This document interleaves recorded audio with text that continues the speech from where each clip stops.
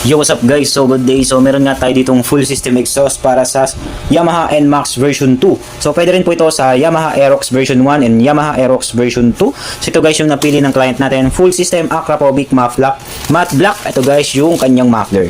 With silencer na yun guys, plug and play, kakabit na lang. Ito po yung kanyang bracket with spring. So set na po yan guys, ikakabit nyo na lang po sa motor nyo. Okay, so bound to Davao de Oro. Medyo malayo pa to guys. Bound to Davao.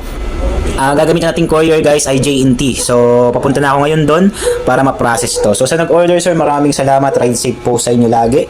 So ito sir yung inyong order. Ayan, napaka-solid po niyan. So ayan guys yung sample ng elbow niya. Ayan, burnt blue with resonator. So para sa NMAX version 2, Aerox B1 and Aerox B2, pwede po yan. So ayan guys, napakaganda. Thank you and ride safe.